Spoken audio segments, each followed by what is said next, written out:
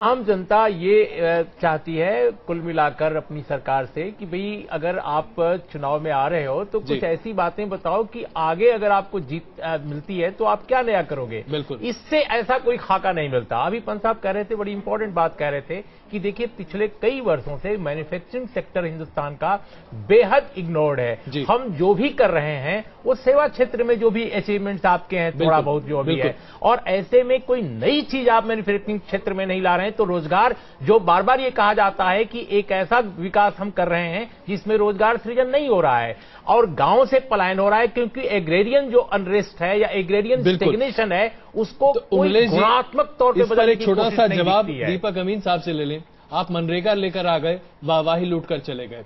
आपने farm subsidy दे दी और उसके बाद वाहवाही लूट कर चले गए। 2009 में चुनकर वापस आ गए। अब क्या करेंगे आप? इस बार तो कुछ नहीं कर पाए।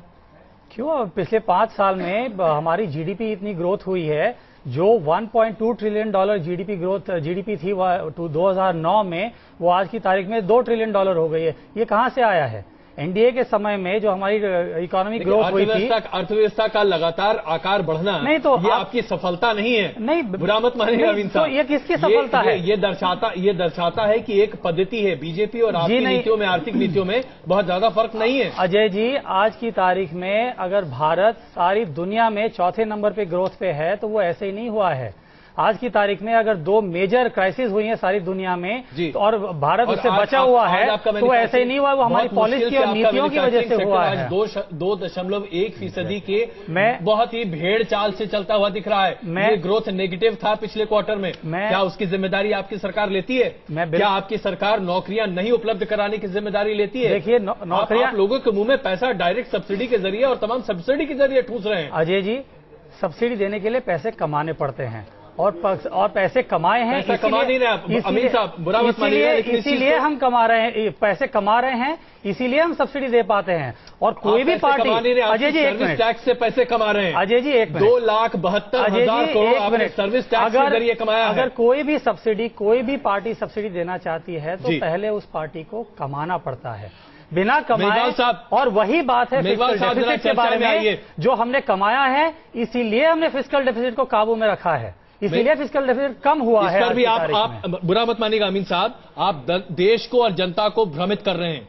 80,000 करोड़ रुपए जो आपने सोशल स्पेंड के लिए रखा था उसे आपकी सरकार ने पिछले साल खर्च ही नहीं किया, और इसीलिए आज आप अपने जीडीपी को और फिस्कल डेफिसिट को, जीडीपी को बढ़ता हुआ और फिस्कल डेफिसिट को घटता हुआ दिखा पा रहे हैं। देखिए, आपने सरकारी पैसा खर्च नहीं किया, आपने घोषणाओं का ऐलान किया, बजटरी एलोकेशन रखा, पैसा खर्च नहीं किया। कमजोरी आप में साहब, कमजोरी आम जनता में नहीं है। देखिए, जो खर्च होता है उसकी एक प्रक्रिया होती है। ये नहीं कि आपने ऐलान कर दिया तो राज्य सरकार जब तक खर्च नहीं करती है तब तक केंद्र सरकार उनको और दे नहीं पाती। तो चलिए, आप मान रहे हैं ना कि उनका एक प्रोसेस होता है। ये आप कहेंगे जादूगरी है। अगर नहीं, ये बिल्कुल आंकड़ों की जादूगरी नहीं है, जहां जुगाड़ है। नहीं, एक मिनट अजय जी, मैं एक बात कहना चाहता हूं। आप ये बात तो नहीं मानते हैं कि अगर ये जो 35,000 करोड़ की आप बात करें जो अगले साल में रोल ओवर हुआ है, तो पिछले साल से भी इस साल में 45,000 करोड़ रोल ओवर हुआ है, तो हमें 10,000 करोड़ का क्रेडिट भी तो मिलना चाहिए ना। ऐसी सरकार की झोली में 35,000 करोड़ डाल दिए हैं जिसका अस्तित्व ही अभी शून्य है। ऐसे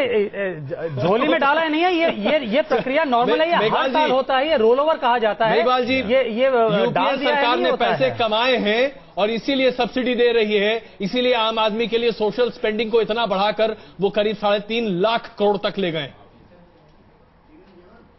देखिए, यूपीए सरकार की तो पॉलिसी पैरालिसिस है। कोई कमाई का साधन पता नहीं कैसे ये कह रहे हैं अमित साहब के कमाए हैं पैसे। हर जगह हर सेक्टर में कमी आई है, चाहे आपका मैन्युफैक्चरिंग सेक्टर हो, चाहे आपका सर्विस सेक्टर हो। जिस गति से चाइना बढ़ रहा है, जिस गति से इंडोनेशिया बढ़ रहा है, क्या भारत बढ़ रहा है क्या? तो मेरा ये कहना है, मेघवाल जी, इंडोनेशिया के पास तेल और कोयला है, वो तेल और कोयले का आयात नहीं करते हैं।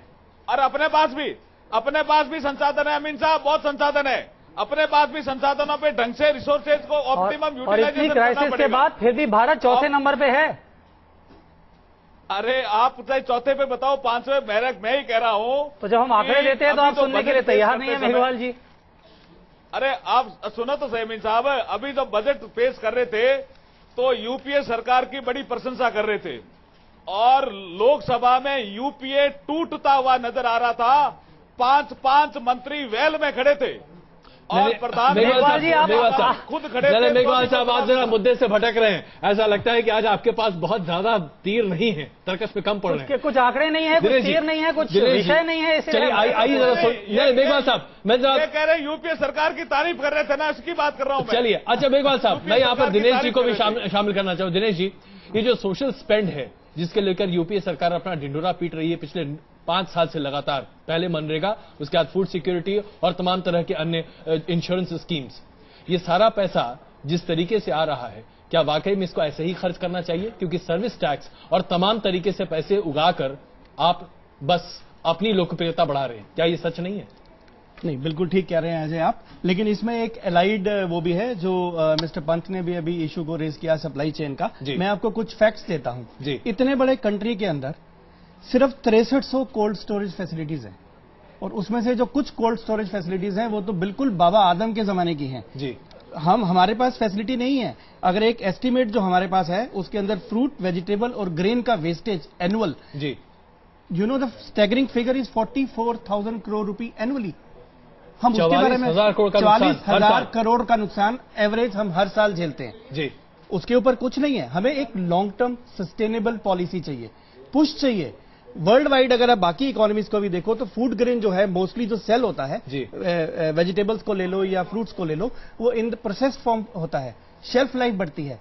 आप सब्सिडी दीजिए ना, आप इस सेक्टर को सब्सिडी दीजिए, आप कुछ साल सब्सिडी दीजिए। इनकी एक बात बहुत अच्छी है, दिनेश जी ने बहुत अच्छी बात कही है कि इसमें हमें करना क्या चाहिए। तो इसमें इसीलिए तो हमने फूड सब्सिडी बिल लाए हैं। अब नहीं, इसीलिए तो हमने फूड प्रोसेसिंग इंडस्ट्री को प्रोत्साहन दिया है। यहीं पर आप जादूगिरी कर जाते हैं। जादूगिरी नहीं है, देखिए और लोगों को कम दाम में। चलिए अब मैं यहीं पर आपसे सवाल, यही मैं सवाल आपसे पूछना चाहता था। अजय जी, हुआ क्या? हमने 1 लाख करोड़ से ऊपर फूड सब्सिडी पे खर्च किया। 1,16,000 स्टोरेज पिछले साल से इस साल में इंक्रीज करी या उसका प्लान हुआ या क्या? कुछ नहीं हुआ। यही पिछले बजट में फूड सिक्योरिटी के बारे में आप लगातार चर्चा करते रहे, लेकिन सप्लाई चेन, वॉलमार्ट पर आपके देश में इतनी बार चर्चा हो गई, लेकिन आपने सप्लाई चेन पर कहीं कोई बात नहीं की।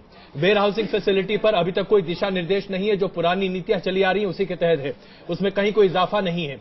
अगर आप देखें तो स्टोरेज चेन पर नहीं है, मंडियों को रेगुलेट आप नहीं कर पाए।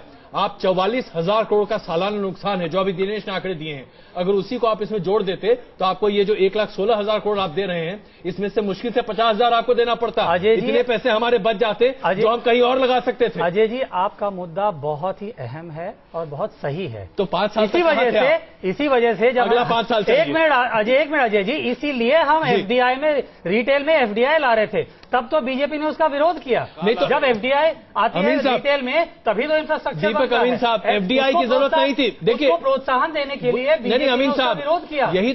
यही तो बात हम आपके सामने रखना चाहते हैं कि एफडीआई की जरूरत नहीं थी। ये पैसा हमारे देश का है, हमारा राजस्व है, जो कि आप बर्बाद कर रहे हैं। बुरा मत मानिएगा, शब्द इस्तेमाल कर रहा हूं, क्योंकि दिशा निर्देश नहीं है, पॉलिसी पैरालिसिस इसीलिए है। चिदम्बरम साहब भले इनकार कर दे, लेकिन पॉलिसी पैरालिसिस है। आपको मैं सही कह रहा हूं, पॉलिसी पैरालिसिस। और देखिए, मल्टी ब्रांड रिटेल में एफडीआई का जो बहाना ये कह रहे हैं दीपक जी, माफ करेंगे, देखिए आप उससे दूसरे जो विध्वंस के और जो आयाम है वो खोलते। आप कितने बड़े पैमाने पर लोगों को रोजगार से, जो उनके घरेलू उद्योग से और बहुत सारे परंपरागत ढंग से मिले हुए उनको उजाड़ते हैं। और दूसरी बात कि आपके पास जो रेवेन्यू आ रहा है उसको आप सही ढंग से इस्तेमाल नहीं कर रहे हैं। आपके पास जो फंड है उसका इस्तेमाल सही ढंग से गोदामों के लिए नहीं कर रहे हैं, और आप कह रहे हैं कि जब तक एफडीआई नहीं आता तब तक हमारे पास ये इंफ्रास्ट्रक्चर भी बिल्ड नहीं हो सकता। दुनिया के तमाम विकासशील अर्थव्यवस्थाएं उन्होंने अपने सोर्सेज से जनरेट किए हैं फंड इन चीजों के लिए। एफडीआई से कहीं गोदाम बनेगा, ये तो बहुत हास्यास्पद तर्क मुझे नजर आ रहा है। एफडीआई से इंफ्रास्ट्रक्चर बनता है, गोदाम नहीं बनता है। और आपको मैं ध्यान देना चाहता हूं कि हर बजट में हर स्कीम अनाउंस नहीं होती है। फूड प्रोसेसिंग और गोदाम बनाने का पिछले बजट में हो चुका है। अच्छा अमीन साहब, नहीं बिल्कुल नहीं, मैं आपसे सिर्फ एक सवाल पूछता हूं, जो हो चुका है वो तो सही है, बता दीजिए उसमें से कितना कार्यान्वित हो गया? सुप्रीम कोर्ट ने इस मामले में, मुझे याद है, पार्लियामेंट की स्टैंडिंग कमेटी की रिपोर्ट आई, उस पर चर्चा हुई संसद में। सुप्रीम कोर्ट ने भी एक बार कमेंट किया इस मुद्दे पर, बहुत स्ट्रांगली कमेंट किया, लेकिन इसके बावजूद कृषि मंत्रालय, खाद्य आपूर्ति मंत्रालय, पता नहीं क्या कोई जवाब देने को तैयार नहीं, क्या दृष्टिकोण है मैं नहीं जानता। गौरव जी, एक छोटी टिप्पणी आपकी इस पर। अजय जी, हम पहले पिछले एनडीए में और यूपीए 1 में 8, 9 और 9.5% की दर से ग्रो कर रहे थे जी। और पिछले कि एक ग्रेजुअल इकोनॉमिक्स डेवलपमेंट होता है कि भाई एग्रीकल्चरल सेक्टर से स्टार्ट करके मैन्युफैक्चरिंग सेक्टर और मैन्युफैक्चरिंग सेक्टर के बाद सर्विस सेक्टर जी। हमने जंप कर लिया। एग्रीकल्चर सेक्टर की ग्रोथ हमने बढ़ाई, खाद्यान्न का उत्पादन बढ़ाया और सीधा जंप करके सर्विस सेक्टर पे।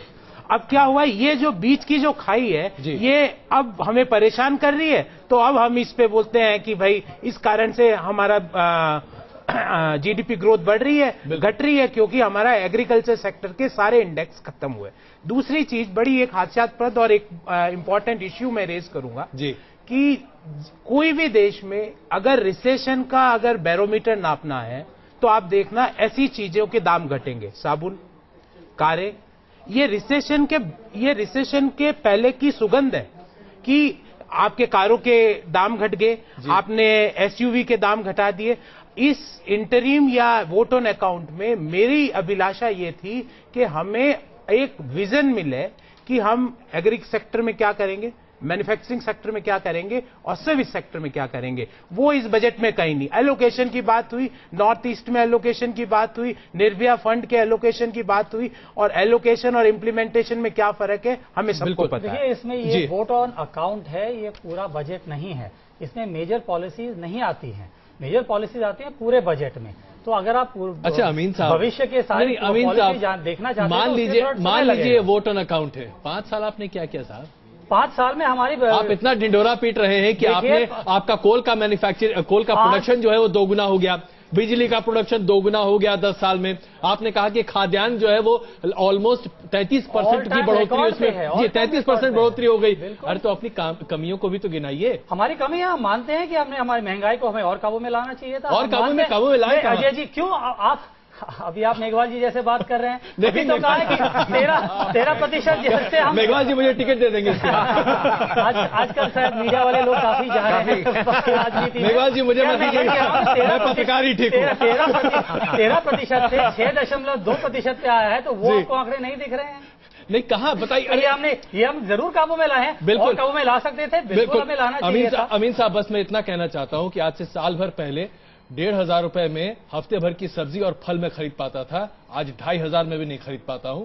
ये है महंगाई का आलम, इसको आप कम नहीं कर पा रहे हैं और इससे आप भी इनकार नहीं कर पा रहे होंगे। हो सकता है आप सब्जियां फल नहीं खरीदते होंगे, मैं खरीदता हूं, मैं बता रहा हूं आपको। मान लीजिए मैं सब्जियां और फल खरीदता हूं और मार्केट से मैं ही खरीदता हूं जी। आप आंकड़े देख नहीं रहे। होलसेल प्राइस इंडेक्स भी कम हो गया है, कोर इन्फ्लेशन कम हो गया है, आपकी प्राइस फूड इन्फ्लेशन कम हो गया है। आप आंकड़ों को नजरअंदाज क्यों कर रहे हैं? नहीं तो आप खाली एक रेटरिक क्यों बोल रहे हैं? ये रेटरिक नहीं है, ये रेटरिक ही है। अगर आप उर्मिला जी, क्या ये रेटरिक है?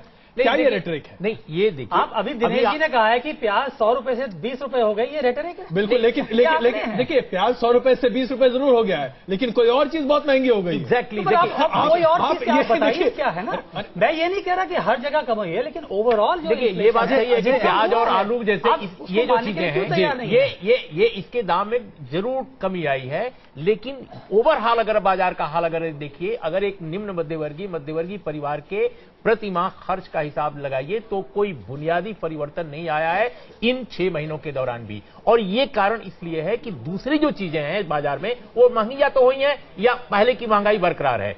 तो कुल मिलाकर महंगाई पर अंकुश लगाने का एक निर्णायक तंत्र जो दिखाई देना चाहिए सरकार के पास, वो कहीं ना कहीं कमी है। और यही नहीं, सामाजिक क्षेत्रों में जो वायदे किए गए थे, और मैं 2009 की बात नहीं कर रहा हूं, मैं तो 2004 की बात कर रहा हूं। जैसे अभी दलित आदिवासियों के लिए इंट्रोड्यूस की गई हैं कुछ चीजें, बहुत अच्छी बात है। लेकिन क्या आप अमीन साहब बता सकते हैं, हमारे अच्छे दोस्त हैं, कि 2004 में यूपीए के साझा प्रोग्राम में दलित आदिवासियों के लिए एक बहुत महत्वाकांक्षी योजना की घोषणा हुई थी, और वो ये थी कि निजी सेक्टर में एफर्मेटिव एक्शन अमेरिकन की तरह इंट्रोड्यूस करेंगे। अरे भाई, कहां गया वो आपका? कौन सा ये दबाव था? ये शहरी मध्य वर्ग का दबाव था, कारपोरेट का दबाव था, किसके लिए? किसको आप आंख में धूल झोंक रहे हो? मैं इसका जवाब आदिवासियों की आंख में धूल झोंक क्यों रहे हो आप? रुकने से पहले एक सवाल और मैं आपके लिए दागे जाता हूं। ये जो 1,000 करोड़ आप लोग निर्भया फंड की बात कर रहे हैं, पिछले साल अनाउंस किया था, कहां खर्च हुआ? उसमें से 5 पैसे खर्च नहीं हुए। अगर हुए तो बता दीजिएगा। हम यहां पर रुक रहे हैं कुछ देर के लिए, आप हमारे साथ बने रहिए। वापस आकर बात करेंगे। सोशल सेक्टर और सोशल स्पेंड की बात लगातार यूपीए सरकार करती रही है, फूड सिक्योरिटी बिल की भी बात करती रही है, लेकिन क्या वाकई में हमारे देश में कुछ भी होता दिखाई दे रहा है? चर्चा करते हैं, बने रहिए हमारे साथ।